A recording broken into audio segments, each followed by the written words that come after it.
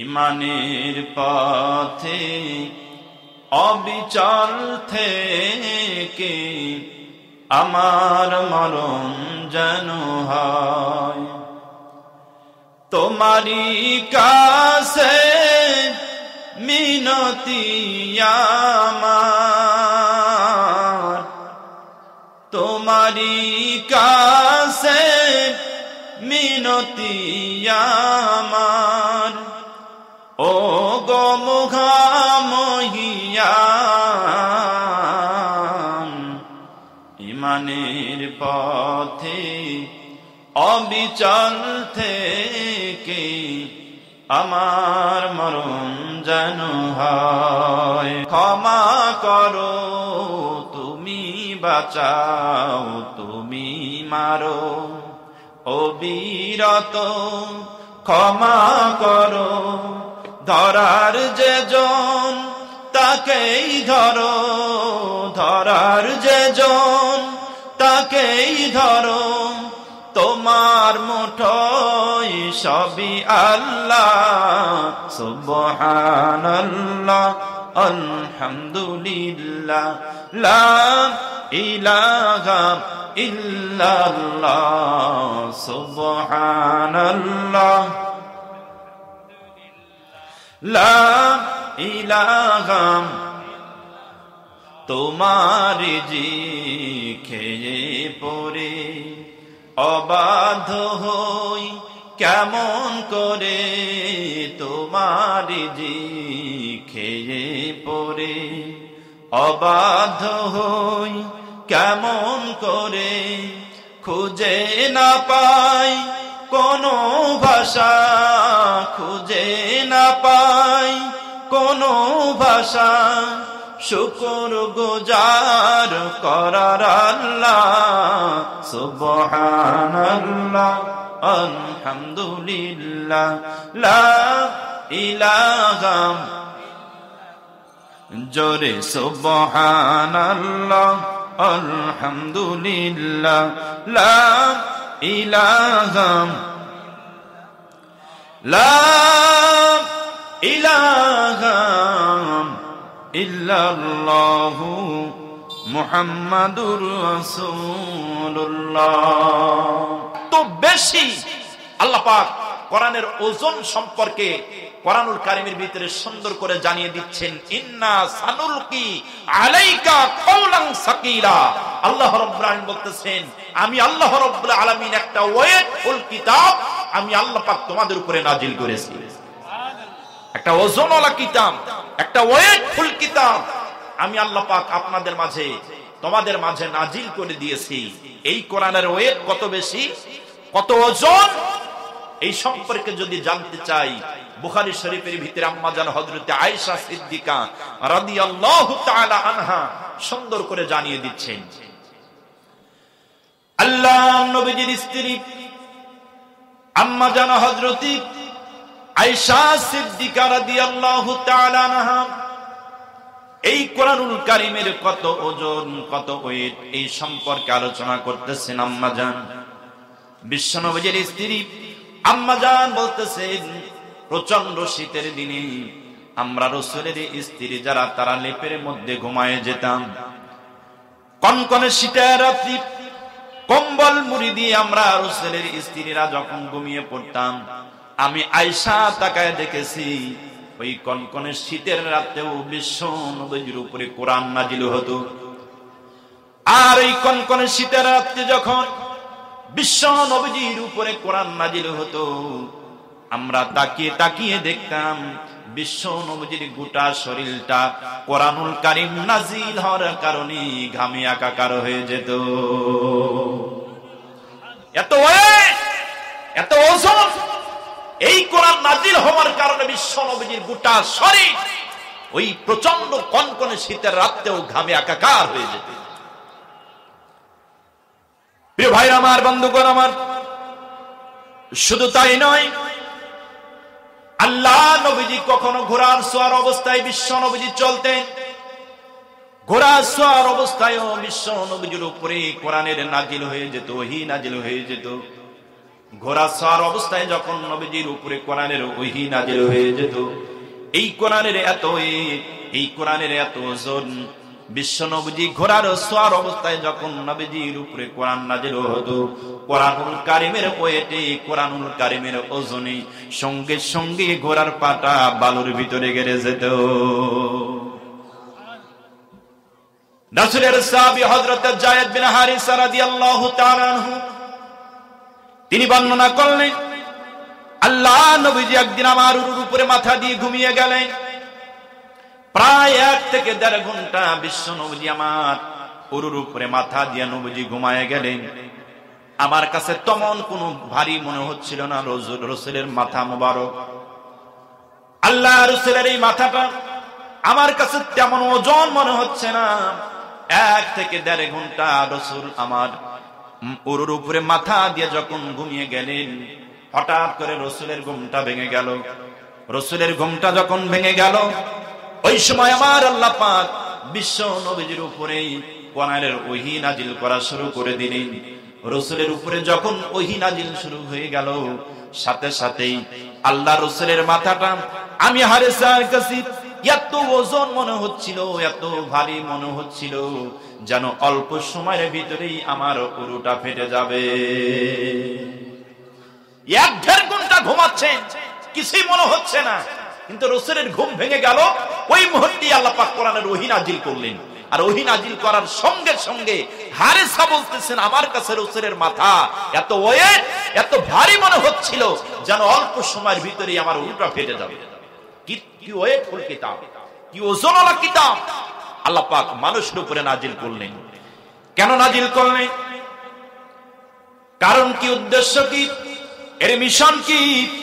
আল্লাহ পাক সুন্দর করে জানাই দিচ্ছেন, আলিফ লাম রা কিতাবুন আনজালনাহু ইলাইকা লিতুখরিজান নাসা মিনাজ-যুলুমাতি ইলান-নূর।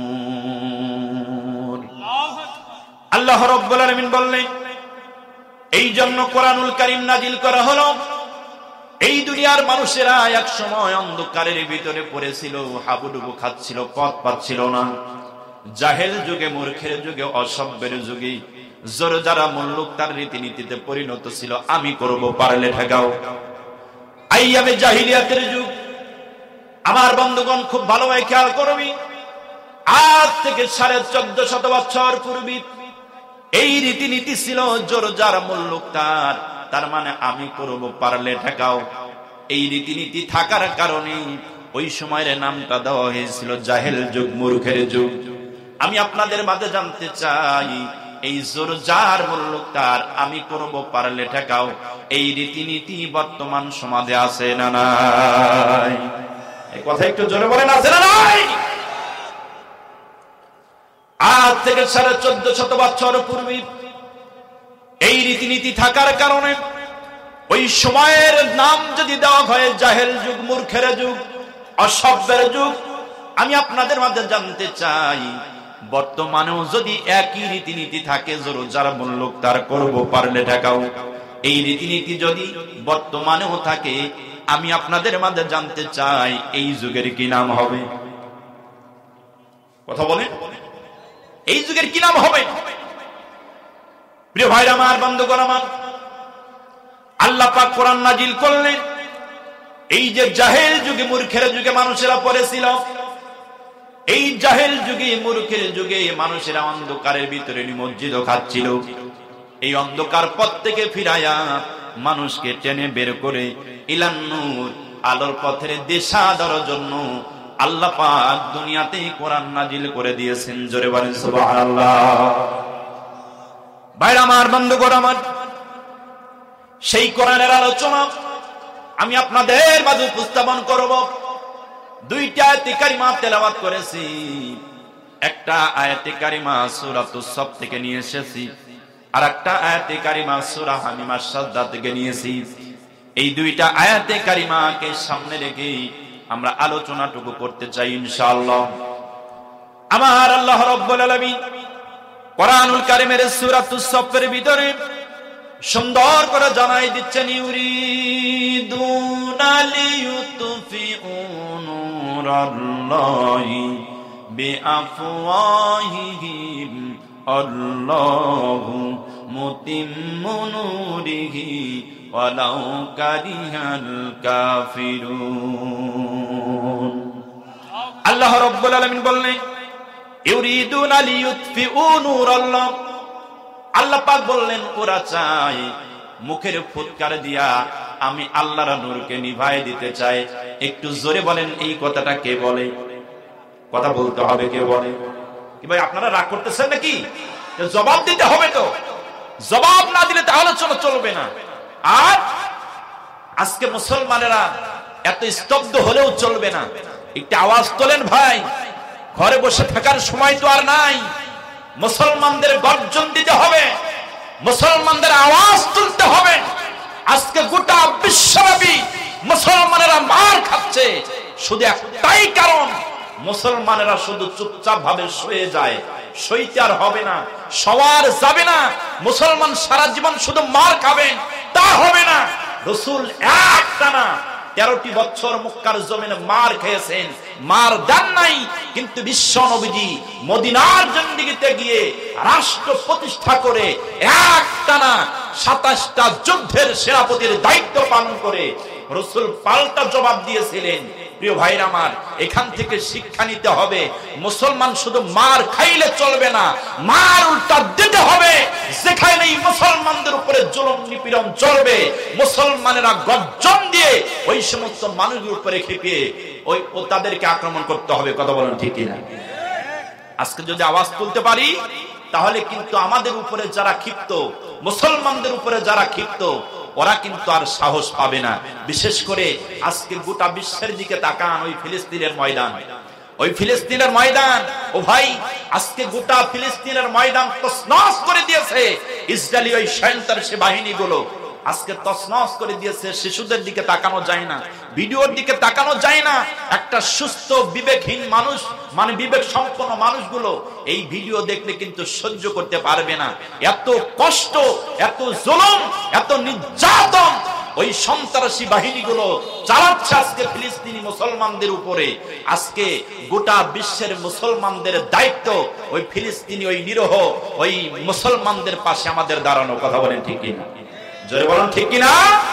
আজকে ইসরায়েলি ওই বাহিনীগুলো, ওই সন্ত্রাসী বাহিনীগুলো যারা আমাদের ফিলিস্তিন মুসলমান ভাইদের উপরে আক্রমণ করতেছে, আমরা মুসলমান সূত্রে ওদের বিরুদ্ধে আমাদের লড়ার দরকার আছে না নাই?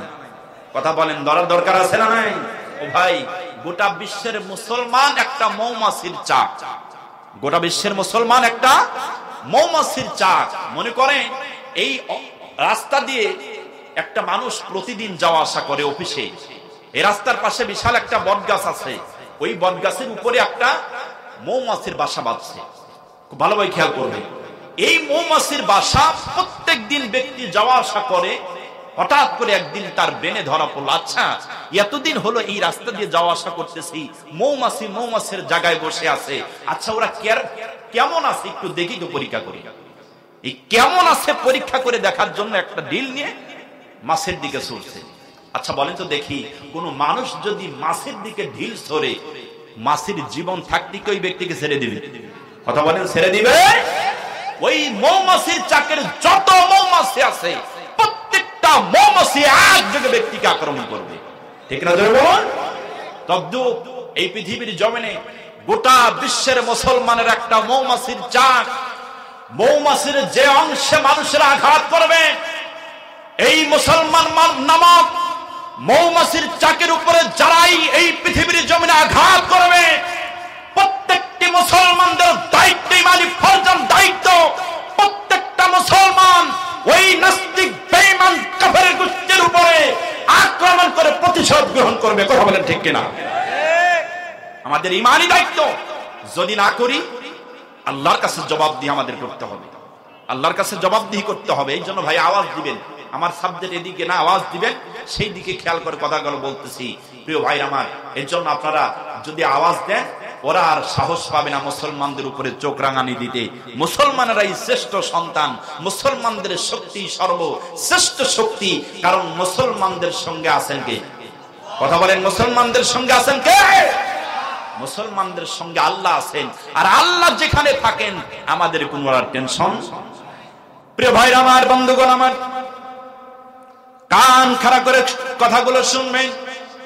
আল্লাহ পাক বলতেছেন ইউরিদুনা লিয়ুতফিউ নূরাল্লাহ। আল্লাহ রাব্বুল আলামিন বলেন ওরা চাই আমি আল্লাহর নূরকে মুখের ফুৎকার দিয়ে নিভাই দিতে চাই। আল্লাহ পাক বলতেছেন ওরা যত চক্রান্ত করবে আর যত ষড়যন্ত্র করবে আমার নূরকে দুনিয়াতে নিভায় দেওয়ার জন্য, স্তব্ধ করে দেওয়ার জন্য, ওরা যত চক্রান্ত করবে কোন ষড়যন্ত্র আর কোন চক্রান্ত কাজ হবে না।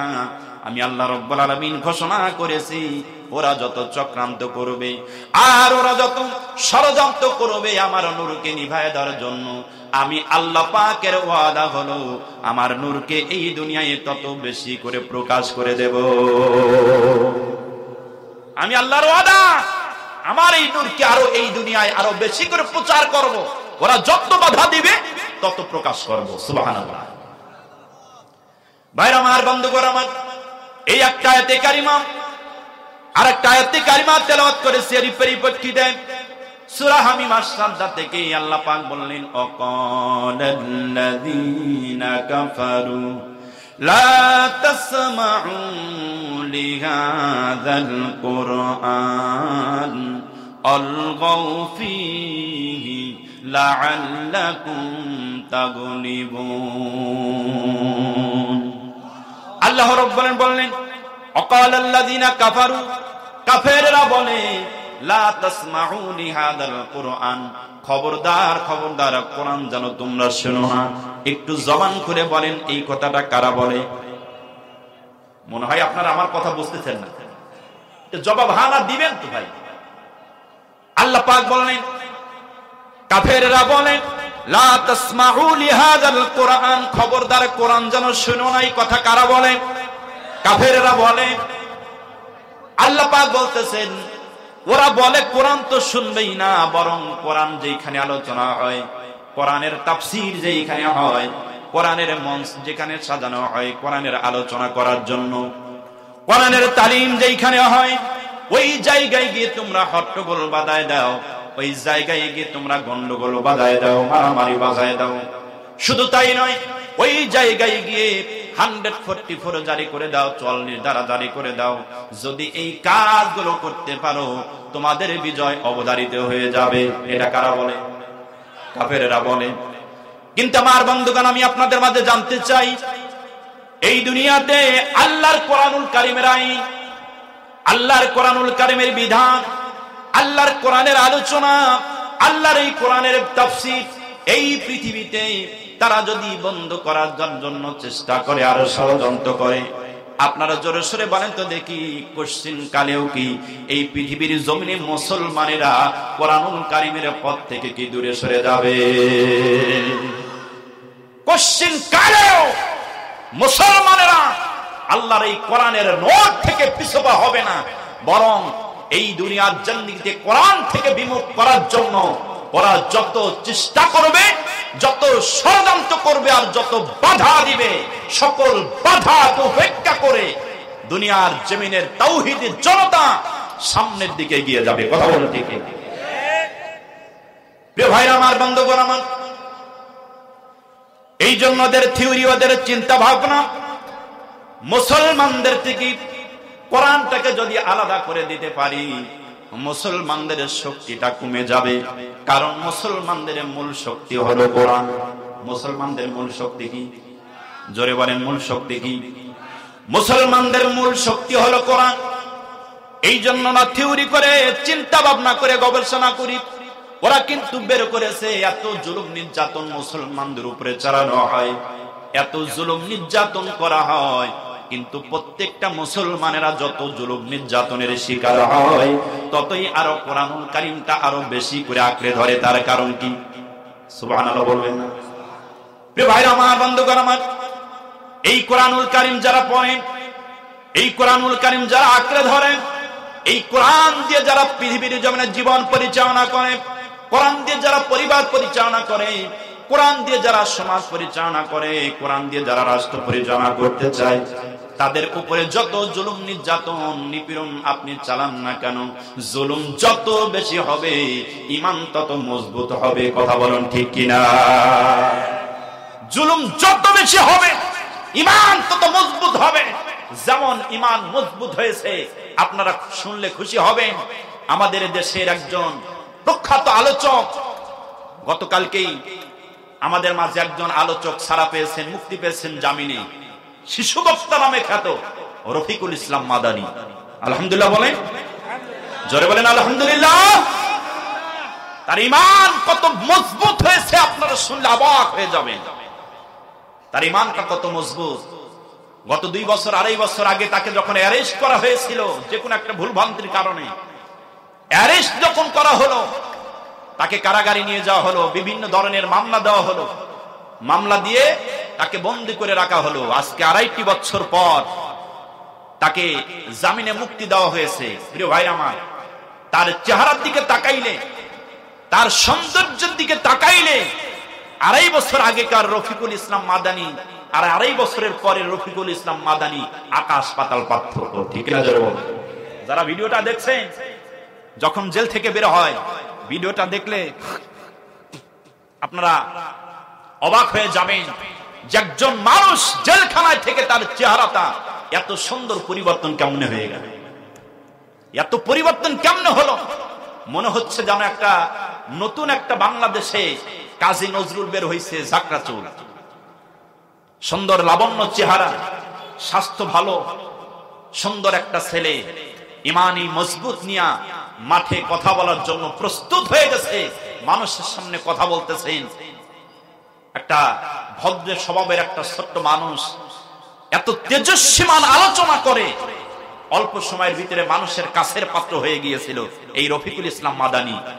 আমি প্রধানমন্ত্রীকে ধন্যবাদ জানাই যে এই শুভ কাজটি করার জন্য। এরকম মুক্তির সিলসিলাটা জারি থাক। যত আলেম ওলামা এদেশে বন্দী হয়েছেন, আমার হিংসা বিদ্বেষ নেই, আমি কোরআনের জন্য বলতেছি, যত আলেম ওলামা বন্দী হয়েছে তাদেরকে মুক্ত করে দিয়ে মুক্ত মঞ্চে কোরআনের আলোচনা করার পরিবেশ করে দেন। ঠিক না? জোরে বলুন। আমরা চাই এদেশে আমরা ইসলাম নিয়ে থাকতে চাই, কোরআন নিয়ে থাকতে চাই, এই দেশে আমরা হাদিস নিয়ে থাকতে চাই, রসুলের দ্বীন নিয়ে এই দেশে আমরা থাকতে চাই। কারণ আমরা সকলেই মুসলমান, আমরা মুসলিম প্রিয়, আমরা এই মানে শতকরা 99 ভাগ মুসলমানের দেশে আমরা হানাহানি মারামারি কাটাকাটি চাই না। ঠিক না? জোরে বলুন। আমরা সকলেই মিলেমিশে কোরআন নিয়ে ইসলাম নিয়ে থাকতে চাই। কারণ আমাদের এই দেশে বঙ্গবন্ধু শেখ মুজিবুর রহমান উনি ইসলামের জন্য বড় কাজ করেছেন। ইসলামিক ফাউন্ডেশন তিনি নিজ হাতে গঠন করেছেন। বড় বড় যে কাজগুলো তিনি করেছেন, আমাদের প্রধানমন্ত্রী 560টি মডেল মসজিদ আমাদের মাঝে উপহার দিয়েছেন। কাজটা কি ভালো না খারাপ? কথা বলেন, ভালো না খারাপ? অবশ্যই প্রশংসার দাবিদার, ভালো যেটা আমাদের বলতে হবে। ঠিক না? জোরে বলুন। এই জন্য আমি আপনার প্রধানমন্ত্রীর কাছে, আমাদের প্রধানমন্ত্রীর কাছে আবদার, এই রকম সিলসিলাটা জারি থাক। এদেশের যত আলেম ওলামা আছে প্রত্যেকটা আলেম ওলামা মুক্ত মঞ্চে মানুষের মাঝে কোরআনের আলোচনা করবে, এই মানে আহ্বান আমি প্রধানমন্ত্রীর কাছে জানাচ্ছি। আল্লাহ পাক কবুল করেন, সকল বলি আল্লাহুম্মা আমিন। প্রিয় ভাইরা আমার, বন্ধুগণ আমার, তাহলে এই 2টা আয়াতে কারিমা তেলাওয়াত করেছি, আমার কথার দিকে আপনারা খেয়াল করবেন। আল্লাহ পাক পরবর্তীতে বলতেছেন এই ব্যাখ্যার ভিতরে, এই ব্যাখ্যাটা হচ্ছে এক শ্রেণী মানুষ কোরআনের পক্ষে কাজ করবে, আর এক শ্রেণী মানুষ কোরআনের বিপক্ষে কাজ করবে। ঠিক না? জোরে বলুন। এক শ্রেণী মানুষ এই দুনিয়াতে কোরআন দিয়া সমাজ পরিচালনা করবে, আর এক শ্রেণী মানুষ যারা কোরআন দিয়া সমাজ পরিচালনা করতে চায় তারা তাদেরকে বাধা দিবে। এক শ্রেণী মানুষ হকের পক্ষে কাজ করবে, আর এক শ্রেণী মানুষ হকের বিপক্ষে কাজ করবে। এক শ্রেণীর মানুষ এই দুনিয়াতে আমার বন্ধুগণ কোরআনুল কারীমের বিধান দুনিয়ায় বাস্তবায়ন করার জন্য চেষ্টা করবে, আর এক শ্রেণী মানুষ এই দুনিয়ায় কোরআনুল কারীমের বিধান যারা বাস্তবায়ন করতে চায় তাদেরকে বাধা প্রদান করবে। কথা বলো ঠিক না? কিন্তু আমার আল্লাহ রাব্বুল আলামিন বলেন, ওরা যত চক্রান্ত করবে, আর যত ষড়যন্ত্র করবে, কোন চক্রান্ত আর কোন ষড়যন্ত্র কাজ হবে না। আল্লাহ পাক সকল চক্রান্তকে উপেক্ষা করে আল্লাহ রাব্বুল আলামিনের কোরআনের পক্ষে বিজয় দান করে দিবে। কেমনে বিজয় হয়ে গেল ভাইয়েরা আমার, একটু আলোচনার দিকে খেয়াল করবেন। আমার নবী এই পৃথিবীর জমিনে যখনই কোরআনুল কারীমের হকের দাওয়াত দিতে গেছেন, এই দুনিয়াতে সাথে সাথে নবীজি বাধার সম্মুখীন হয়েছেন। ঠিক কিনা বলেন? ঠিক না জোরে বলুন। আমার নবীজি কেমনে বাধার সম্মুখীন হলো? আল্লাহ নবী 3টি বছর গোপনে গোপনে কালিমার দাওয়াত দিয়েছেন। আল্লাহ নবী যতদিন গোপনে গোপনে কালিমার দাওয়াত দিয়েছেন, নবীজির কোনো সমস্যা নাই, কাফেরদের দ্বারা কোনো নির্যাতন নাই, কোনো নিপীড়ন নাই, কোনো সমস্যা নাই। নবীজি আল্লাহ নবী 3টি বছর সমাজে মানুষের ভিতরে সবচাইতে গ্রহণযোগ্য একটা পাত্র ছিল, সবচাইতে পছন্দের একটা মানুষ। কিন্তু রাসূলের উপরে যখন গোপনে গোপনে 3টি বছর কালিমার দাওয়াতের পরে যখন প্রকাশ্যভাবে কালিমার অর্ডার হয়ে গেল, ও নবীজি আর গোপনে গোপনে নয়, প্রকাশ্যভাবে মানুষের মাঝে ময়দানে কালিমার দাওয়াত দিতে হবে। এইবার আর যখন হয়ে গেল, আমার নবী অর্ডার পাইয়া প্রকাশ্যে দাওয়াত দেওয়ার জন্য সাফা মারওয়া পাহাড়ের উপরে দাঁড়ায় গেছে। সাফা মারওয়া পাহাড়ের উপরে দাঁড়ায়া প্রকাশ্যভাবে মানুষের মাঝে যখন কালিমার দাওয়াত দিয়ে দিলেন, ইয়া আইয়ুহান নাসু কুলু লা ইলাহা ইল্লাল্লাহু তুফলিহুন।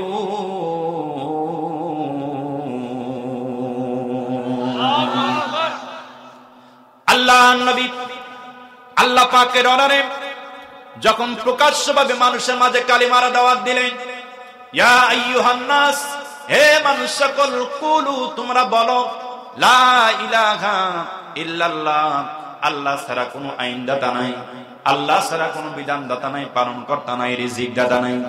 এই কথা বলো, এই কথা বিশ্বাস করো। যদি তোমরা বলতে পারো আর এই কথার উপরে বিশ্বাস করতে পারো, তোমাদের কি লাভ হবে তোমরা কি জানো? আল্লাহ পাক বলতেছেন, লাভ যেটা হবে সেটা হলো তুফলিহুন, এই দুনিয়াতে তোমরা সফল কাম হয়ে যাবে।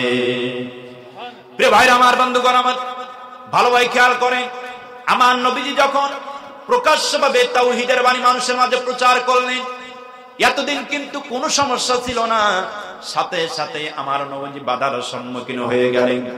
আমার রাসূল এই দুনিয়াতে সাথে সাথে বাধার সম্মুখীন হয়ে গেলেন। কাফেরেরা বলতে লাগলো, মুহাম্মদ, তাই কোনদিন হতে পারে নাকি? শত শত বছর ধরে আমরা বাপদাদা ধর্ম পালন করি, শত শত মূর্তির আমরা পূজা করি, না দেখা আল্লাহর উপরে আমরা কখনো ঈমান আনতে পারবো না।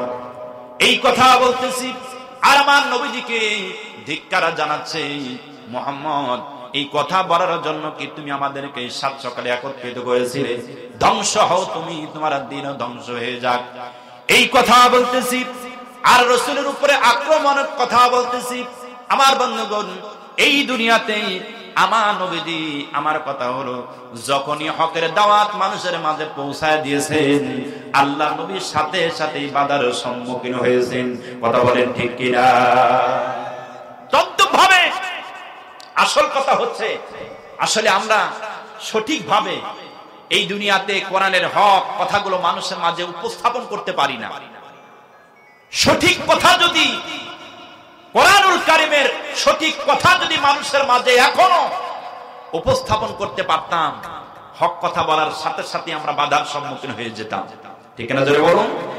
কিন্তু আমরা উপস্থাপন করতে পারি না, যার কারণে বাধার সম্মুখীন হই না। কিন্তু আজকে দেখতে হবে, সমাজে খেয়াল করতে হবে, দেশে খেয়াল করতে হবে, কারা কারা কোরআনুল কারীমের এই হকের দাওয়াত দিতে গিয়ে বাধার সম্মুখীন হয়েছেন, কারা কারা জেল জরিমানার সম্মুখীন হয়েছেন, কারা কারা এই দুনিয়াতে জুলুম নির্যাতনের শিকার হয়েছেন। আল্লাহর কসম করে বলি, ওদেরকে তোমরা যতই অপরাধী বলে তোমরা সাব্যস্ত করো না কেন, আমাদের কাছে ওরাই হচ্ছে এই দুনিয়ায় সঠিক আল্লাহর ওলি, তাতে কোনো সন্দেহ নাই। কথা বলেন ঠিক না? কারণ ওরাই সঠিকভাবে কোরআনের হক কথাগুলো মানুষের মাঝে উপস্থাপন করতে পেরেছে, যার কারণে ওরাও রাসূলের মতো বাধার সম্মুখীন হয়েছে। ঠিক না জোরে? আমি যে কালিমার দাওয়াত দিব, রাসূলের সিলসিলার সাথে মিলা লাগবে তো। ঠিক না জোরে বলুন? আজকে আমাদের দেশে যারাই কোরআনুল কারীমের হক কথা বলতে গিয়ে জেল জেলখানার সম্মুখীন হয়েছেন, আমরা ভেবে নেই তাই, ঠিক না? জোরে বলুন। প্রিয় ভাইরা আমার, বন্ধুগণ আমার নবী যখন সর্বপ্রথম বাধার সম্মুখীন হয়ে গেলেন, আবু লাহাব ডাক দিয়ে বলতেছে, ভাতিজা মুহাম্মদ, আলিহাজা দাওয়াতানা আলিহাজা জামাতানা, এই কারণে কি তোমরা আজকে এই সাত সকালে তুমি আমাদেরকে একত্রিত করেছো? খেয়ে দিয়ে তোমার কাম নাই, আজকে সাত সকালে তুমি আমাদের একত্রিত করেছো এই কথা বলার জন্য। এত রাগ হয়েছে আবু লাহাবের, নিচের থেকে পাথর তুলে আমার নবীর মুখ বরাবর মেরে আমার নবীকে দুনিয়া থেকে বিদায় করে দেবে, এই হলো ষড়যন্ত্র। আমার নবী সাফা মারওয়া পাহাড়ের উপরে দাঁড়ায় আছে, আল্লাহ পাক এই দৃশ্য আর সহ্য করতে পারে না। জিবরিলকে ডাক দিয়ে বলতেছেন, জিবরিল তাড়াতাড়ি করে চলে যাও, ওই যে দেখো আমার বন্ধু সাফা মারওয়া পাহাড়ের উপরে দাঁড়ায়। সাফা মারওয়া পাহাড়ের উপরে দাঁড়িয়ে হকের দাওয়াত দিয়েছি, তাওহীদের বাণী প্রচার করেছে। জিবরিল নেই, আবু লাহাবের সহ্য হয় নাই, কাফেরদের সহ্য হয় নাই, যার কারণে আমার নবীর উপরে তারা আক্রমণ করতেছে, পাথর তুলে নির্যাতন করার জন্য তারা তৈরি হয়ে গেছে। জিবরিল, আমি আল্লাহ রাব্বুল আলামিন ঘোষণা দিলাম, এই দুনিয়াতে আমার তাওহীদের দাওয়াত দেওয়ার কারণে ওরা যদি আমার রাসূলের উপরে এত আক্রমণ করে, এত খারাপ আচরণ করে, জিবরিল আমি আল্লাহ পাক ঘোষণা করলাম, এই খারাপ আচরণের কারণে আমি আল্লাহ পাক তাদের দুইটা হাত ধ্বংস করে দিলাম। এই পরিপ্রেক্ষিতে আল্লাহ পাক সূরা লাহাব নাজিল করেছিলেন সূরা লাহাবের উপরে। আমার বন্ধুগণ, এখান থেকে আমাদের শিক্ষা একটা আমাদের নিতে হবে। আজ থেকে 1450 বছর পূর্বে আমার রাসূলকে যারা হাত তুলে যারা পাথর মেরেছিল, পাথর মারার জন্য যারা নিয়ত করেছিল, নির্যাতন করার জন্য নিয়ত করেছিল, আল্লাহ পাক কিন্তু 1450 বছর আগেই তাদের ধ্বংস করে দিয়েছে। কথা বলেন ঠিক কিনা? সুতরাং আজও যারা আমাদের রাসূল নাই, রাসূল দুনিয়া থেকে বিদায় নিয়ে চলে গেছেন, কিন্তু রাসূলের ওয়ারিস এই দুনিয়াতে আছে না নাই? কথা বলেন, আছে না নাই? ওই যে আবু লাহাব, আল্লাহ পাক তাকে ধ্বংস করে দিয়েছেন, কিন্তু আবু লাহাবের ওয়ারিস, আবু লাহাবের গোষ্ঠী এখনো আছে না নাই? এই কথা বলেন, আছে না নাই? আবু লাহাবের গোষ্ঠীও আছে, আবার রাসূলের ওয়ারিস, রাসূলের বংশধরও আছে এই দুনিয়ায়। আল উলামা ওয়ারাসাতুল আম্বিয়া, রাসূল নিজে বলেছেন, আমার ওয়ারিস হচ্ছে আমার পরবর্তীতে আলেম ওলামা। আলেম ওলামা যারা হবে ওরা হচ্ছে আমার সরাসরি ওয়ারিস। এই দুনিয়াতে আমি রাসূলকে ওরা তাওহীদের বাণী প্রচার করার অপরাধে ওই সময় তারা আমার উপরে আক্রমণ করেছিল। যুগে যুগে এই পৃথিবীতে আমার ওয়ারিস যারা হবে তারা হকের বাণী মানুষের মাঝে পৌঁছায়া দিবে, তাওহীদের বাণী মানুষের মাঝে পৌঁছায়া দিবে। হকের দাওয়াত যারা মানুষের মাঝে পৌঁছাবে তাদের উপরও এরকম আঘাত আসবে, তাদের উপরে এরকম জুলুম আসবে, তাদের উপরে এরকম নির্যাতন আসবে। যত জুলুম নির্যাতন আসুক না কেন, আমার বান্দা যারা হবে, আমার ওয়ারিস যারা হবে, সকল বাধা মুসিবত উপেক্ষা করে তারা তাওহীদের পক্ষেই চলবে। কথা বলেন ঠিক কিনা? এবং যারা তাদেরকে বাধা প্রদান করবে, ওই আবু লাহাবের গোষ্ঠীর মতো আমার আল্লাহ রাব্বুল আলামিন তাদেরকে ধ্বংস করে দিবেন। ঠিক না? জোরে বলুন, ঠিক না? জোরে বলুন। এই জন্য যারা এই দুনিয়াতে ইসলামের উপরে আঘাত করে, কোরআনুল কারীমের মতের উপরে আঘাত করে, ইসলামের বিধানের উপরে আঘাত করে, ওদের পরিণতি কিন্তু ভালো হয় না, ওদের পরিণতি বড় ভয়াবহ হয়। কথা বলেন ঠিক কিনা? আর এই কথাগুলো যদি আমরা আলোচনা করি তাহলে কিন্তু আমাদের সমস্যা, ঠিক কিনা? জোরে বলুন। তবে যত বাধা, যত মুসিবত আসুক, কোরআনের কথা বলার দরকার আছে না নাই? আসুক না যত বাধা, যত ঝড় সাইক্লোন, রাসূলের পথে মোরা চলবই। বলতে পারবেন ভাই? বলতে পারবেন? বলেন তো দেখি। আসুক না যত বাধা, যত ঝড় সাইক্লোন, রাসূলের পথে মোরা চলবই। এ জীবন বাজি রেখে দিনের নিশান মোরা বাংলার আকাশে উড়াবই। ঠিক না? বলুন।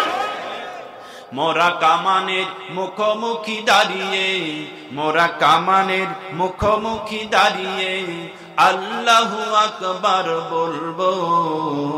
আসুক না যত বাধা যত ঝড় সাইক্লোন, রাসূলের পথে মোরা চলবই।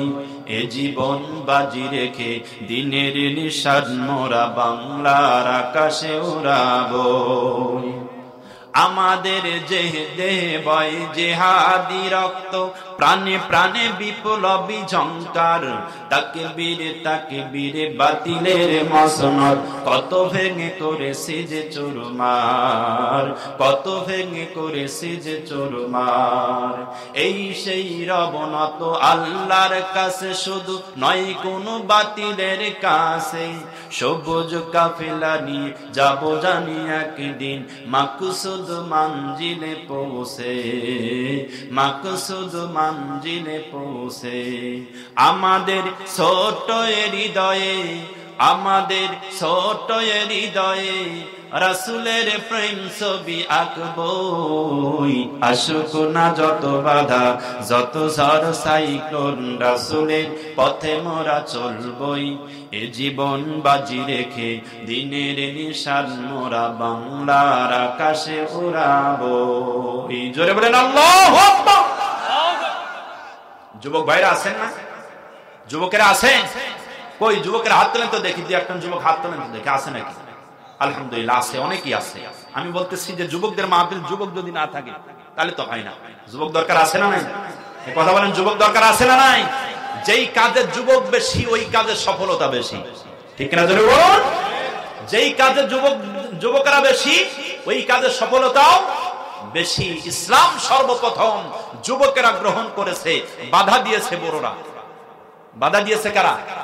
বড় যারা, তারা বাধা দিয়েছে। আর ইসলাম গ্রহণ করেছে যুবকেরা। যুবকদের ভিতরে সর্বপ্রথম কালিমা পড়ে মুসলমান হয়েছিলেন রাসূলের প্রিয় সাহাবী হযরত আবু বকর সিদ্দিক রাদিয়াল্লাহু তাআলা। সর্বপ্রথম কালিমা পড়েছিলেন আবু বকর যুবকদের ভিতরে। আর শিশুদের ভিতরে সর্বপ্রথম কালিমা পড়ে মুসলমান হয়েছিলেন রাসূলের চাচাতো ভাই, রাসূলের প্রিয় জামাতা হযরত আলী রাদিয়াল্লাহু তাআলা আনহু। ছোটদের ভিতরে সর্বপ্রথম কালিমা পড়েছিলেন।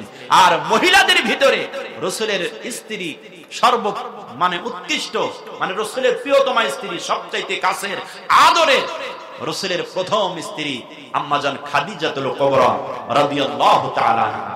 এইজন্য আমি বলতেছি যুবক ভাইরা, আপনার যে মহৎ কাজ আপনারা হাতে নিয়েছেন, এই কাজটা প্রত্যেকটা এলাকার প্রত্যেকটা যুবক সম্প্রদায়ে করা দরকার। কথা বলে ঠিক কিনা? এরকম যুবকদের সংগঠন দরকার আছে না নাই? আমি তো মনে করি প্রত্যেকটা মহল্লায় মহল্লায়, প্রত্যেকটা সমাজে এই ধরনের যুবকদের একটা সংগঠন দরকার। যেই সংগঠনের যুবকেরা কি করবে? সমাজে সৎ কাজ প্রতিষ্ঠিত করবে, অসৎ কাজ চিরতরে দূর করে দেবে। দরকার আছে না নাই? জোরে বলুন, দরকার আছে না নাই? সংগঠনের ভিতরে থেকে বিশ্ব নবীজি কাজ করেছেন। আল্লাহ নবীজির বয়সটা যখন 17 বছর হয়ে গেল, ভালোভাবে খেয়াল করেন, রাসূলের বয়স যখন 17 বছর, আল্লাহ নবী 17 বছর বয়সে খেয়াল করলেন সমাজের মানুষগুলো পাপাচারের ভিতরে লিপ্ত হয়ে আছে, সমাজের মানুষেরা অন্ধকারের ভিতরে লিপ্ত হয়ে আছে। কার মা কার বোন কোনো পরিচয় নাই, মেয়ে মাত্র আছাড় মেরে মেরে ফেলে দিতে এমন একটা জঘন্যতম যুগ। এই যুগে আল্লাহ নবী বয়স তখন 17 বছর। এই 17 বছর বয়সে বিশ্ব নবীজি ভরা যুবক। আল্লাহ নবীজি টেনশনে পড়ে গেলেন, আমার এলাকার মানুষেরা অন্ধকারের ভিতরে পড়ে আছে, এই অন্ধকার পথ থেকে মানুষগুলোকে কিভাবে আলোর পথের দিশা দেওয়া যাবে। আমার নবীজি এই টেনশন করতে লাগলেন।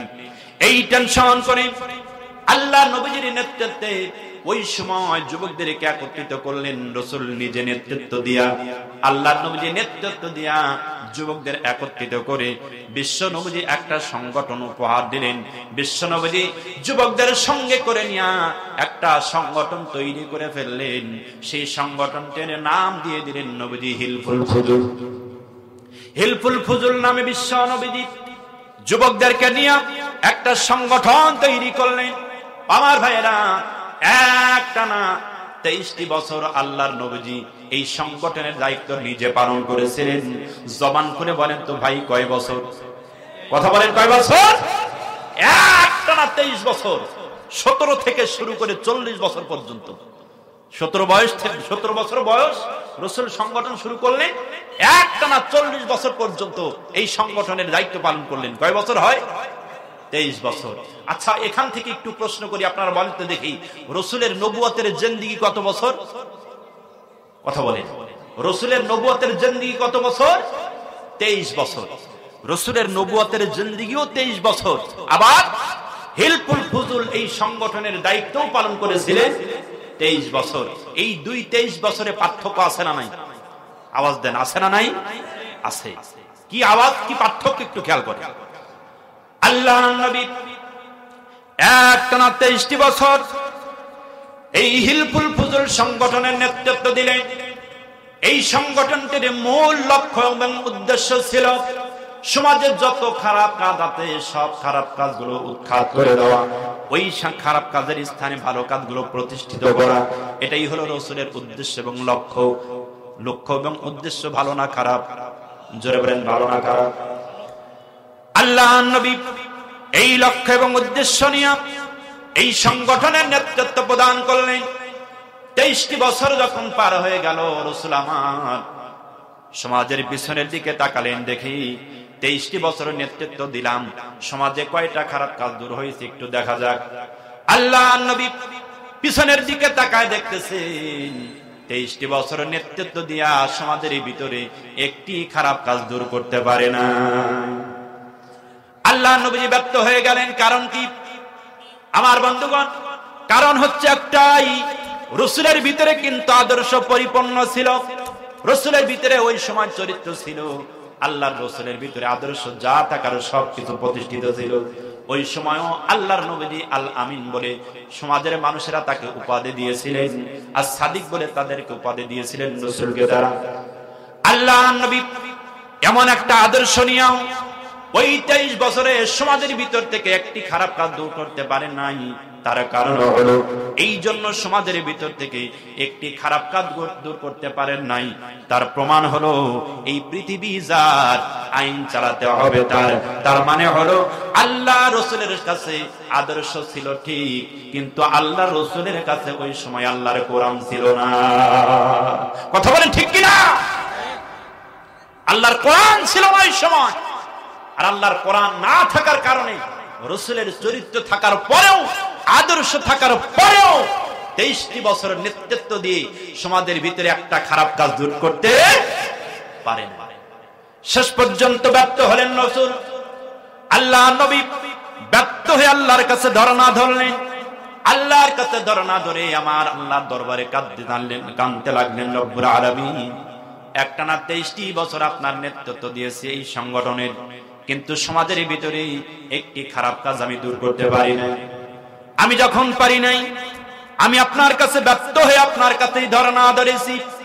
আপনার কাছে ধরনা ধরে আপনার কাছে চাইতেছি, রব্বুল আলামিন এমন কিছু নিয়ম নীতি পাঠাও যেই নিয়ম নীতি দিয়া এই সমাজের মানুষগুলোকে অসভ্যর পথ থেকে সভ্যের দিকে নিয়ে আসা যাবে, অন্ধকার পথ থেকে ফিরায়া আলোর পথের দিশা দেওয়া যাবে, এমন কিছু নিয়ম নীতি পাঠাও।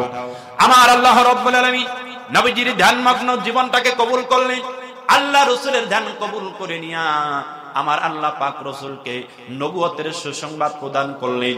কোরআনুল কারীমের সর্বপ্রথম ওহী নাজিল হয়ে গেল। কোরআনুল কারীমের 5টা আয়াত আল্লাহ রাসূলের সামনে, সূরাতুল আলাকের 5টা আয়াত বিশ্ব নবীর কাছে জিবরিল আমিনের মাধ্যমে পাঠিয়ে দিয়ে নবুয়তের স্বীকৃতি প্রদান করে দিলেন। আল্লাহ নবীজির উপরে প্রথম ওহী নাজিল হয়ে গেল, ইকরা বিসমি রাব্বিকাল্লাযী খালাক খালাকাল ইনসানা মিন আলাক ইকরা রাব্বুকাল আকরামুল্লাযী আল্লামা বিল কলম আল্লামাল ইনসানা মা লাম ইয়ালাম। জবান খুলে বলেন আল্লাহু আকবার। জোরে বলেন আল্লাহু আকবার। এই 5টা আয়াত রাসূলের উপরে নাজিল হয়ে গেল।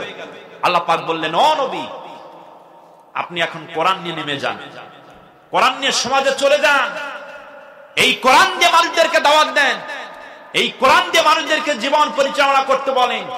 ও রাসূল, ও নবী,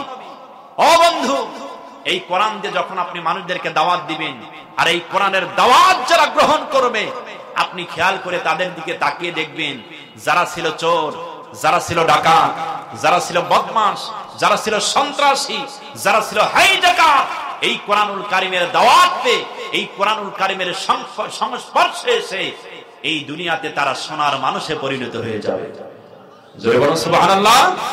প্রিয় ভাইরা আমার, আমি এখান থেকে আপনাদের জানাই দিতে চাই, একটানা 23টি বছর হিলফুল ফুজুল সংগঠনের দায়িত্ব পালন করে রাসূল একটি খারাপ কাজ দূর করতে পারে নাই, কারণ রাসূলের কাছে কোরআন ছিল না। তার মানে হলো এখানে আমাদের বলতে হবে পৃথিবী যার, আইন চলতে হবে তার। কথা বলেন ঠিক কিনা? জোরে বলেন ঠিক কিনা? পৃথিবী যার, আইন চলতে হবে তার। এই রীতিনীতি আমরা চাই কি চাই না? জোরে বলুন, চাই কি চাই না? কারা কারা চাই? দুই হাত তুলে দেখান তো দেখি। লিল্লাহে তাকবীর, লিল্লাহে তাকবীর, লিল্লাহে তাকবীর। আল্লাহ পাক কবুল করুন। জোরে বলেন আমিন। আমরা এই রীতিনীতি চাই।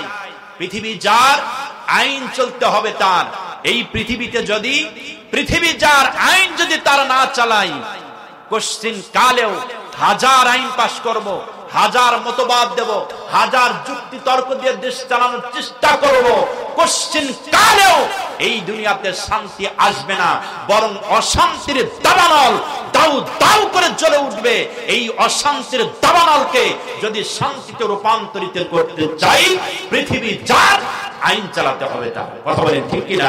সুতরাং আমরা জোর দাবি জানাবো, এই দুনিয়াতে অশান্তির আগুন গোটা বিশ্বে আজকে দাউ দাউ করে জ্বলে উঠেছে। এই অশান্তির দাবানল যদি আমরা শান্তিতে রূপান্তরিত করতে চাই, এই কোরআন সংসদে দেওয়ার দরকার আছে না নাই? জোরে বলেন, দরকার আছে না নাই? কোরআন সংসদে দেওয়ার দরকার আছে। এই কোরআনুল কারীমটা সংসদে দিয়ে আমরা এই কোরআন মাহফিল জিন্দেগি গঠন করতে চাই, ঠিক না? জোরে বলুন। প্রিয় ভাই আমার, বন্ধুগণ আমার, আমরা আলোচনার সামনের দিকে এগিয়ে যাই। নির্দিষ্ট সময় ফুরিয়ে যাচ্ছি। এই নির্দিষ্ট সময়ের ভিতরেই আমাকে কথাগুলো ইতি টানতে হবে। আমার বন্ধুগণ, আয়াতে কারিমা তেলাওয়াত করেছি, ওর পরিপ্রেক্ষিতে আলোচনা করতে হবে। আল্লাহ রাব্বুল আলামিন কোরআনুল কারীমের ভিতরে সূরাতুস সাফের ভিতরে যে কথাগুলো জানিয়ে দিয়েছে, তার সারমান মর্ম হলো, আমি আগেই বলেছি, এক শ্রেণীর মানুষ কোরআনের পক্ষে কাজ করবে, আর এক শ্রেণীর মানুষ কোরআনের বিপক্ষে কাজ করবে। এক শ্রেণী মানুষ হকের পক্ষে দাওয়াত দিবে, আর এক শ্রেণী মানুষ হকের বিপক্ষে কাজ করবে। এক শ্রেণী মানুষ তাওহীদের পক্ষে কাজ করবে, আর এক শ্রেণী মানুষ তাওহীদের বিপক্ষে কাজ করবে। কথা বলো ঠিক কিনা? এই দুইটা পয়েন্ট আপনারা মনে রাখবেন। যতই চেষ্টা করুক না কেন, এই দুনিয়াতে আমার আল্লাহ রাব্বুল আলামিন বলেছেন, ওরা যতই চেষ্টা করুক আর যতই ষড়যন্ত্র করুক, কোশ্চিন কালেও কাজ হবে না। আমি আল্লাহ রাব্বুল আলামিন আমার কোরআনের প্রচার প্রসার আরো বেশি করে করে দেব। আমার ভাইরা, সূরা হামিমার সাদ্দা থেকে যে আয়াত কালিমা তেলাওয়াত করেছি, কাফেররা সিদ্ধান্ত নিয়েছে, ওরা চিন্তা ভাবনা করে দেখেছে, এত মানুষ কাফেররা এত জুলুম নির্যাতন করলাম মুসলমানদের উপরে, কিন্তু কোন জুলুম নির্যাতন কাজ হয় না। সকল বাধা, সকল মুসিবত উপেক্ষা করে মানুষেরা দলে দলে মুহাম্মাদের হাতে কালিমা পড়ে মুসলমান হয়ে যায়। কারণ কি? কারণ কি? কারণ অনুসন্ধান করতেছি। এই কারণ অনুসন্ধান করতে গিয়া তাদের ব্রেনে ধরা পড়ে গেল, কারণ হচ্ছে একটাই, মানুষেরা সকল বাধা মুসিবত উপেক্ষা করে মুহাম্মাদের হাতে দলে দলে মানুষেরা কালিমা পড়ে মুসলমান হয়ে যাওয়ার পিছনে একটা মাত্র কারণ, সেটা হলো কোরআন। এই কোরআন যেই শুনে সেই কালিমা পড়ে মুসলমান হয়ে যায়। সুতরাং ওরা আইন পাশ করে ফেললো, আজকে থেকে মুহাম্মাদের কণ্ঠে যেন কোনো মানুষ কোরআন শুনতে না পারে, এই আইনটা তোমরা পাশ করে ফেলো। সংসদ ভবনে আইন পাশ হয়ে গেল। কি আইন পাশ করে দিল? আল্লাহ পাক সেই আইনটা কোরআনুল কারীমের ভিতরে কোট করে দিলেন। আল্লাহ পাক বলতেছেন, ওয়াকালাল লাযীনা কাফারু লা তাসমাউ লিহাযাল কুরআন ওয়ালগাউ ফীহি লাআল্লাকুম তাগলিবুন। আল্লাহ রাব্বুল আলামিন বলেন, কাফেররা বলে, লা তাসমাউ লিহাযাল কুরআন, খবরদার তোমরা যেন কোরআন শোনো না। কারণ ওরা জানে কোরআন যেই শুনবে সেই কালিমা পড়ে মুসলমান হয়ে যাবে। এই জন্য ওরা বলে কোরআন যেন শুনো না। কোরআন তো শুনবেই না, বরং কোরআনের আলোচনা যেখানে হবে সেখানে মারামারি করো, হট্টগোল বাঁধাও, তোমাদের বিজয় হয়ে যাবে। এই থিওরি নিয়ে ওরা সামনের দিকে এগিয়ে যাচ্ছে। কিন্তু আমার আল্লাহ পাক ওদের সব থিওরিকে নস্যাৎ করে দিয়া আমার আল্লাহ রাব্বুল আলামিনের কোরআনের বিজয় দান করে দিয়েছে। জবান করে বলেন সুবহানাল্লাহ। কেমনে বিজয় হয়ে গেল খেয়াল করেন ভাইরা আমার। এই যে আইন পাশ করে ফেললাম, আইন পাশ করার পরেও দেখা যায় কোনো আইন বাধা মানে না।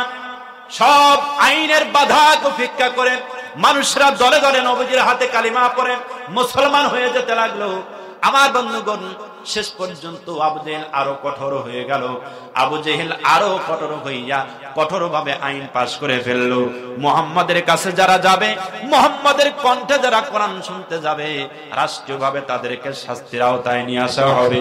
প্রশাসনের ভয়ে, শাস্তির ভয়ে আমার বন্ধুগণ কোন মানুষ আর নবীজির কাছে যায় না, কোরআন শুনতে যায় না। আমার ভাইরা, এরকম ভাবে যখন সমাজটা চলতেছে, অতীব গোপনে গোপনে মানুষেরা রাসূলের কাছে এসে কোরআন শুনে কালিমা পড়ে মুসলমান হয়ে যান। আমার ভাইরা, এমত অবস্থায় আবু জেহেলের ব্রেনে একটা ধারণা ধরা পড়ে গেল, একটা থিওরি ধরা পড়ে গেল। কি থিওরি? সেটা হচ্ছে আবু জেহেল হঠাৎ করে মন্ত্রী পরিষদের পরামর্শের আয়োজন করে ফেলেছে। মন্ত্রী পরিষদদেরকে ডাকিয়া আবু জেহেল বলতেছে, আমার মন্ত্রী পরিষদ, আরে কি তোমরা চিন্তা ভাবনা করেছো নাকি সামনে তো হজের মৌসুম? কিসের মৌসুম? কথা বলেন, কিসের মৌসুম? সামনে হজের মৌসুম আসতেছি। ও আমার মন্ত্রী পরিষদ, খেয়াল করে দেখছো কি গোটা বিশ্ব থেকে হাজিরা মক্কার জমিনে হজ করতে আসবে। মক্কার জমিনে যখন গোটা বিশ্ব থেকে হাজিরা যখন হজ করতে আসবে, হজ করতে তারা যদি জানতে পারে মুহাম্মদ নামের একজন যুবক বের হইছে, তারা হাতে আল্লাহর ঐশী বাণী আছে, এই বাণী যেই শুনে সেই কালিমা পড়ে মুসলমান হয়ে যায়। এরা যদি ওটা শুনতে পায়, গোটা বিশ্বের মুসলমানেরা, গোটা বিশ্বের হাদিস সাহেবেরা যদি জানতে পারে, সব মানুষ আমার ভাতিজার কাছে চলে আসবে। আমার ভাতিজার কণ্ঠে, মুহাম্মাদুর রাসূলুল্লাহর কণ্ঠে তারা কোরআন শুনবে। কোরআন শোনার সঙ্গে সঙ্গে তারা কালিমা পড়ে মুসলমান হয়ে যাবে। এই কালিমা শুধু তারা পড়বে না, মুহাম্মাদের আদর্শ তাদের এলাকায় নিয়ে চলে যাবে, তাদের দেশে নিয়ে চলে যাবে। তাদের দেশে গিয়া মুহাম্মাদের আদর্শ প্রচার করবে, গোটা বিশ্বের ময়দানে কালিমার প্রচার হয়ে যাবে। আমি আবু জেহেল তো এটা চাই না, ঠিক কেন জোরে বলুন? এত চক্রান্ত একটা এই জন্য, আমি তো এটা চাই না। সুতরাং কি করা যায়? এই হাজী সাহেবদের ঠেকানো যায় কিভাবে? পরামর্শ দাও। সবাই যার যার মতো পরামর্শ দিচ্ছে। সব পরামর্শের শেষে আবু জেহেল বলতেছে, রাখো তোমাদের পরামর্শ, একটাও পছন্দ হয় নাই, একটাও পছন্দ হয় নাই। কি করতে হবে? আমার পরামর্শ হলো, আবু জেহেল নিজে বলতেছে, আমার পরামর্শ হলো হাজী সাহেবেরা যখন হজ করতে আসবে, মক্কায় প্রবেশ যখন করবে, যখন তারা তাবু গাড়বে থাকার জন্য, ওই মুহূর্তেই যেতে হবে। ওই মুহূর্তে প্রত্যেকটা তাবুতে তাবুতে গিয়ে মুহাম্মাদের বিরুদ্ধে অপপ্রচার চালাতে হবে। কি চালাইতে হবে? এই কথা বলেন, অপপ্রচার চালাইতে হবে। এই অপপ্রচার আছে না নাই? এই কথা বলেন, আছে না নাই? প্রত্যেকটা পর্যায়ে এই অপপ্রচার আছে। প্রিয় ভাইরা আমার, বন্ধুগণ আমার, আবু জেহেল সিদ্ধান্ত করল, অপপ্রচার যদি আমরা চালাইতে পারি, হাজী সাহেবেরা মুহাম্মাদের অপপ্রচার শুনে মুহাম্মাদের কাছে আসবেও না, তার কালিমাও তারা শুনবে না, কোরআনও শুনবে না, তারা কালিমা পড়ে মুসলমান হবে না। আমার সাকসেস, আমার মিশন সাকসেস। এই থিওরি নিয়ে যখন গোটা বিশ্বের ময়দান থেকে সব হাজী সাহেবেরা হজ করতে চলে এসেছে, হজ করতে যখন এসে তাবু গাড়া শুরু করে দিয়েছে, এমন মুহূর্তে আবু জেহেল তারা দলবল নিয়ে প্রত্যেকটা হাজীদের কাছে চলে গেছে। হাজী সাহেবেরা, আমাদের দেশে একটা পাগল বের হয়েছে, নাম তার মুহাম্মদ। আমাদের দেশে পাগল একটা বের হয়েছে, নাম তার মুহাম্মদ। খবরদার, তার কাছে যাওয়া যাবে না। ওই পাগল যা বলে শোনা যাবে না। কারণ হলো, এই জন্য পাগলের কথা শোনা যাবে না। আমাদের দেশে তার ওই পাগলের কাছে যত মানুষ তার কাছে গেছে, পাগলের কথা শুনে প্রত্যেকটা মানুষই পাগল হয়ে গেছে। এই জন্য তার কাছে যাওয়া যাবে না। আরো যা যা বলার দরকার সব কিছু বলতেছি।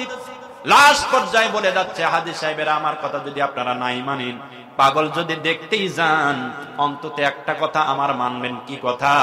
পাগল দেখতে যাওয়ার আগে কানের ভিতরে আঙ্গুল ঢুকায়ে যাবেন, কারণ পাগল যেটা বলে সেটা কিন্তু শোনা যাবে না। আবু জেহেলের ধারণা ঠিক আছে, এই কোরআনুল কারীম যেই শুনবে ওই ব্যক্তি আর স্থির থাকতে পারবে না, রাসূলের হাতে কালিমা পড়ে মুসলমান হয়ে যাবে। জবান খুলে আল্লাহু আকবার। ভাইরা আমার, বন্ধুগণ আমার, লাস্ট পর্যায়ে হয়ে গেল কি, মানুষের ভিতরে কিন্তু একটা জিদ জাগে।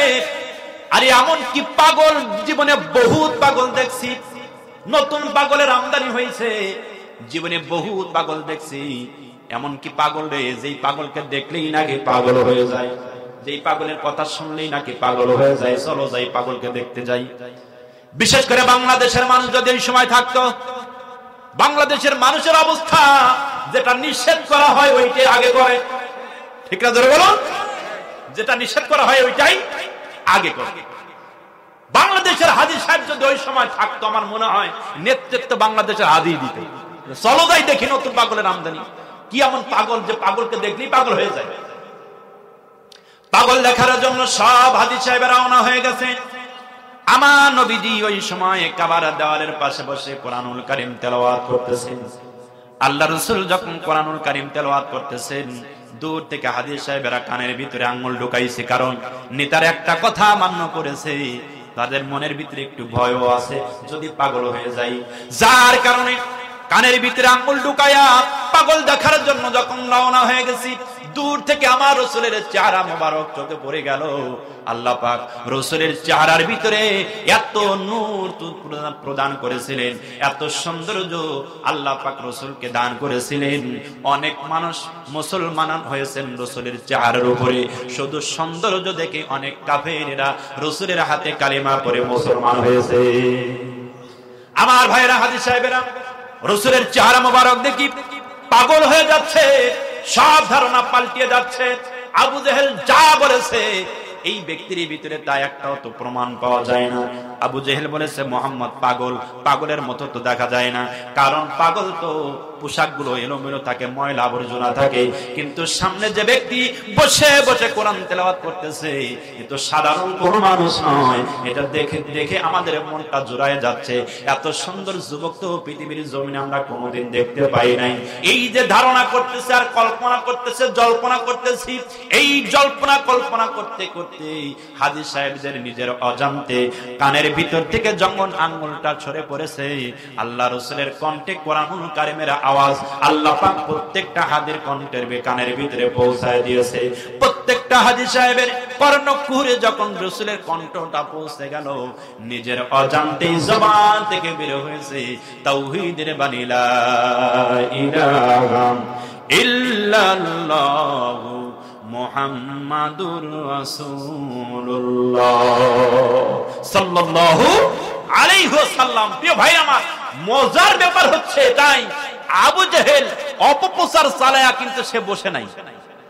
আবু জেহেল অপপ্রচার চালায়া সে কিন্তু বসে নাই, সে জোববেড়া থেকে দেখতেছে, দেখি আমি তো প্রচার করে আসলাম হাজী সাহেবদের কাছে, দেখি হাজী সাহেবেরা কি করে। ও ঝোপঝাড় থেকে লুকায় লেখায় দেখতেছে, হায় হায় রে কি করলাম আর কি হয়ে গেল। সুবহানাল্লাহ বলবেন, জোরে বলেন সুবহানাল্লাহ। চাইলাম কি আর হইল কি? আমি চাইলাম অপপ্রচার চালায়া যেন মুহাম্মদের কাছে না যায়, মানুষেরা কালিমা পড়ে যেন মুসলমান না হয়, কিন্তু সব উল্টা হয়ে গেল। সব হাজী সাহেবেরা মুহাম্মদের হাতে কালিমা পড়ে মুসলমান। জোরে বলুন সুবহানাল্লাহ। আবু জেহেল চাইছিল এই কোরআনের নূরকে স্তব্ধ করে দিতে। আবু জেহেল চাইছিল কৌশল করে এই দুনিয়াতে আল্লাহর বিধানকে মাটির সঙ্গে স্তব্ধ করে দিতে, কিন্তু আমার আল্লাহ পাকের ওয়াদা, ও আবু জেহেল, ও আবু জেহেল, ষড়যন্ত্র করেছো আমার নূরকে স্তব্ধ করে দিতে। আমি আল্লাহ পাক ঘোষণা করেছি, তোমরা যত চক্রান্ত করবে ততই আমার নূরকে এই দুনিয়ায় আরো বেশি করে প্রকাশ করা। সুবহানাল্লাহ বলবেন না? ভাইরা আমার, বন্ধুগণ আমার, এইরকম ভাবে আল্লাহ নবী বিশ্ব নবী জনাবে মুহাম্মদ রাসূলুল্লাহ সাল্লাল্লাহু আলাইহি ওয়াসাল্লামের নেতৃত্বে কালিমার দাওয়াতের আওয়াজ হচ্ছে। প্রত্যেকটা পর্যায়ে রাসূলের পক্ষে বিজয় আল্লাহ পাক দান করতেছেন। সুবহানাল্লাহ। শেষ পর্যন্ত কাফেরেরা অস্থির হয়ে যাচ্ছে, এত পরিকল্পনা করে আর এত ষড়যন্ত্র করে, কোন পরিকল্পনা কোন ষড়যন্ত্র কাজ হয় না। কারণ কি? শেষ পর্যন্ত তারা ফাইনাল একটা ডিসিশন করার জন্য একটা পরামর্শ সভা আয়োজন করেছে। এইদিকে খেয়াল করেন, রাগ করতেছেন আপনারা? ভাই রাগ করতেছেন? ফাইনাল পরামর্শ করার জন্য আবু জেহেল আবার মন্ত্রী পরিষদদের ডাকছে। মন্ত্রী পরিষদ যখন একত্রিত হয়ে গেল, আবু জেহেল বলতেছে, আমার মন্ত্রী পরিষদ, মুহাম্মাদের বিরুদ্ধে এত অপপ্রচার চালালাম, আমার এত চক্রান্ত করলাম, এ পর্যন্ত কোন চক্রান্ত আমরা সাকসেসফুল হতে পারি নাই। সুতরাং তোমরা ফাইনাল ডিসিশন দাও, জন্মের মতো যেন মুহাম্মাদের দল বল সব কিছু যেন নস্যাৎ করে দিতে পারি। এই ধরনের একটা তোমরা বুদ্ধি পরামর্শ করো। ফাইনাল পরামর্শ করার জন্য সবাই বসে গেছি। যার যার মতো সবাই পরামর্শ দিচ্ছে, বুদ্ধি দিচ্ছে, পরামর্শ দিচ্ছে। কোন পরামর্শ তার মন পুরো হয় না। হঠাৎ করে একজন দাঁড়ায় বলতেছে, ও আবু জেহেল, আমরা অনেক কৌশল করেছি, চক্রান্ত করেছি, মুহাম্মাদের কিছুই করতে পারি নাই। সুতরাং আমার ধারণা হলো আমাদের শক্তি দিয়া, আমাদের সামর্থ্য দিয়ে আমরা কিছুই করতে পারবো না। আমরা যখন পারবো না, আমরা তার কাছে ব্যর্থ হয়ে গেছি, সুতরাং আমরা পারবো না, আমাদের শক্তি দেওয়া হবে না। সুতরাং আমার পরামর্শ হলো, আমরা যখন পারবো না, আমরা আমাদের পরামর্শ অনুযায়ী আমরা বাহিরের শক্তি নিয়ে আসি।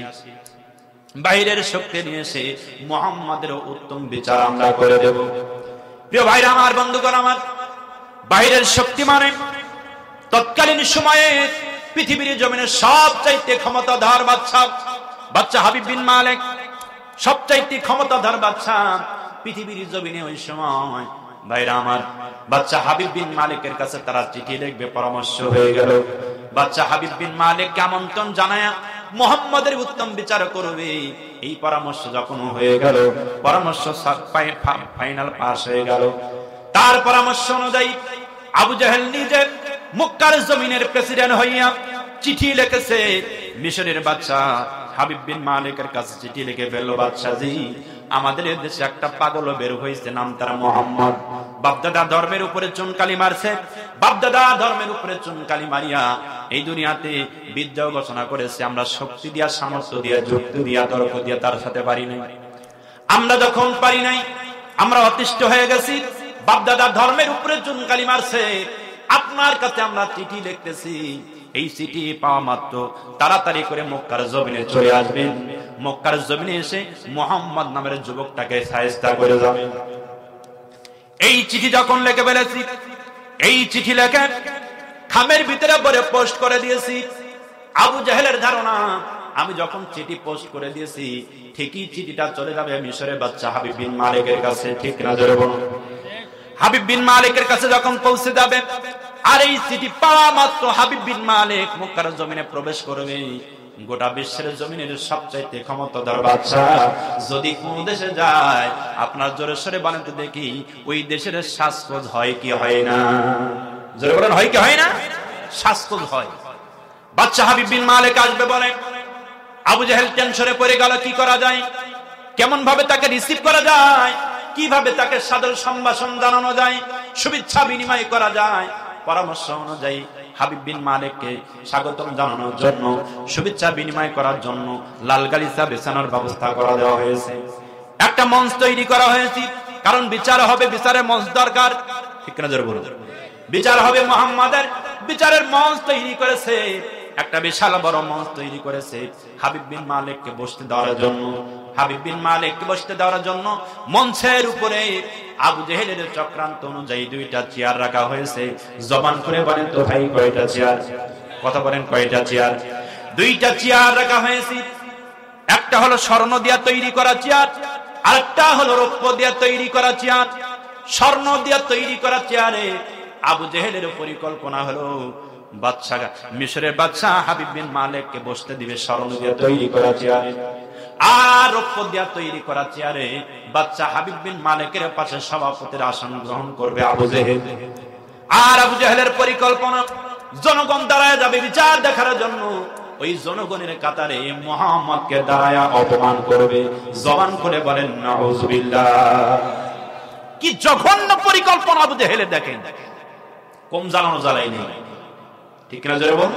আবু জেহেল আমার রাসূলকে কম জানানো জানাই নাই, সেই আবু জেহেল মরে গেছে, আবু জেহেলের নাতিপুতি কিন্তু এখনো মরে না। ঠিক না জোরে বল?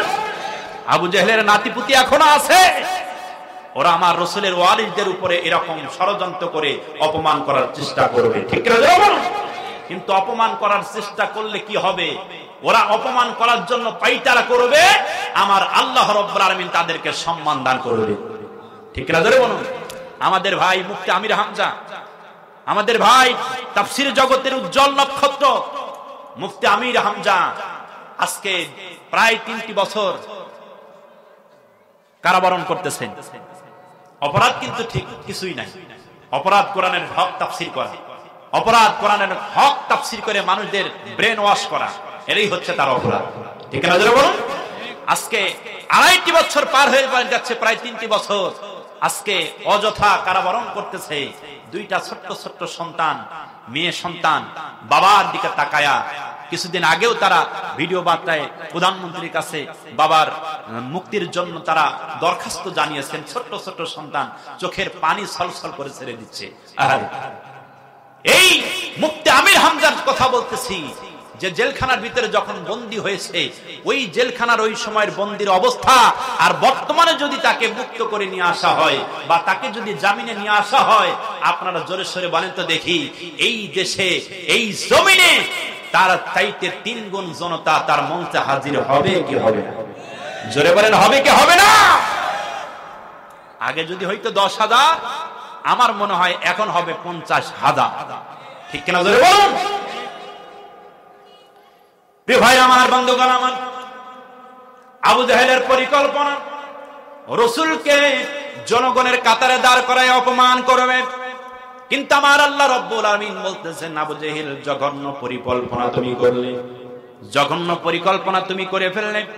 আমি আল্লাহ রাব্বুল আলামিন আমার রাসূলের ব্যাপারে আগেই জানাই দিয়েছি, ওয়ারাফা'না লাকা যিকরাক। আমি আল্লাহ পাক আগেই জানাই দিয়েছি, ওরা চক্রান্ত করবে, ষড়যন্ত্র করবে আমার রাসূলের সম্মানটাকে দুনিয়ার জন্য নিচু করার জন্য, নস্যাৎ করে দেওয়ার জন্য। কিন্তু আমি আল্লাহ রাব্বুল আলামিন আমার রাসূলকে সান্ত্বনা দিয়ে বলে দিয়েছি, ও রাসূল চিন্তা করবেন না, দুশ্চিন্তা করবেন না, টেনশন করবেন না। ওয়ারাফা'না লাকা যিকরাক। আমি আল্লাহ রাব্বুল আলামিন গোটা বিশ্বের আনাচে কানাচে আমি আল্লাহ পাক আপনার নামটা পৌঁছায়া দেব। ভাই আমার, বন্ধুগণ দেখেন মজার আলোচনা। এইদিকে চিঠি পৌঁছে গেছে, বাদশা হাবিব বিন মালিকের হাতে পৌঁছে গেল। খুলে দেখতেছেন মক্কার জমিন থেকে আবু জেহেল চিঠি পাঠাইছে মুহাম্মাদের নামের একজন যুবকের বিরুদ্ধে। নাম তার মুহাম্মদ পাগল। যত কথা বলার দরকার সব কিছু লিখে দিয়েছি। বাদশা হাবিব বিন মালিক চিঠি পড়ার সাথে সাথেই রাগ হয়ে গেছে। এত বড় সাহস মুহাম্মদ, বাপদাদা ধর্মের উপরে চুনকালি মারিয়া তুমি এই দুনিয়াতে বিজয় ঘোষণা করেছে, এত বড় সাহস তোমার। হাবিব বিন মালিক সাথে সাথেই অর্ডার করলেন, আমার সৈন্যবাহিনী কোথায়? 12,000 সৈন্য তৈরি হয়ে যাও। 12,000 সৈন্য নিয়ে আমি মক্কার জমিনে এই মুহূর্তে প্রবেশ করতে চাই। মুহাম্মদ নামের যুবকটাকে এই মুহূর্তে আমি শায়েস্তা করে ফেলবো, তৈরি হয়ে যাও। আমার রাসূলের শায়েস্তা করার জন্য হাবিব বিন মালিক 12,000 সৈন্য নিয়ে তৈরি হয়ে গেলেন। 12,000 সৈন্য নিয়ে মক্কার জমিনের দিকে রওনা হয়ে গেল। আমার বন্ধুগণ মক্কার জমিনের দিকে যখন রওনা হয়ে গেল, এইদিকে আবু জেহেল গোটা মক্কার মানুষদেরকে দাওয়াত করেছে, অমুক দিন অমুক সময় মুহাম্মাদের বিচার করা হবে। মুহাম্মাদের বিচার দেখার জন্য তোমরা সবাই হাজির হয়ে যাও। মিশরের বাদশা, সবচাইতে ক্ষমতাধর বাদশা হাবিব বিন মালিক এসে বিচার করবে। সব এলাকার মানুষদেরকে দাওয়াত করেছে, সবাই হাজির হয়ে গেছে। আমার ভাইয়েরা, হাবিব বিন মালিক যখন চলে আসছে, হাবিব বিন মালিক যখন ওই মক্কার সীমানায় যখন চলে আসছে, হাবিব বিন মালিক সঙ্গে করে নিয়ে বাদশা হাবিব বিন মালিককে রিসিভ করার জন্য আবু জেহেল তার দলবল নিয়ে রওনা হয়ে গেছে। আবু জেহেল তার দলবল নিয়ে লাল গালিচার উপরে দিয়া আবু জেহেল বিশ্ব নবীর শত্রু হাবিব বিন মালিককে যখন মঞ্চের উপরে নিয়ে আসছে, তাকবীর লিল্লাহি তাকবীর, লিল্লাহি তাকবীর, এই চেয়ারের উপরে বসাইছে, স্বর্ণ দিয়ে তৈরি করা চেয়ার, মনে আছে তো? স্বর্ণ দিয়ে তৈরি করা চেয়ারের উপরে বসাইছে। আর আবু জেহেল পাশেই রৌপ্য দিয়ে তৈরি করা চেয়ার সভাপতি আসন গ্রহণ করছে। এখন বিচার হবে। অনেক লম্বা আলোচনা, সময় অনেক লাগবে। আমি আপনাদের মাঝে ক্ষমা চাচ্ছি, দোয়া চাচ্ছি, আগামীতে আলোচনা করার সুযোগ যদি হয়ে যায় করবো ইনশাআল্লাহ।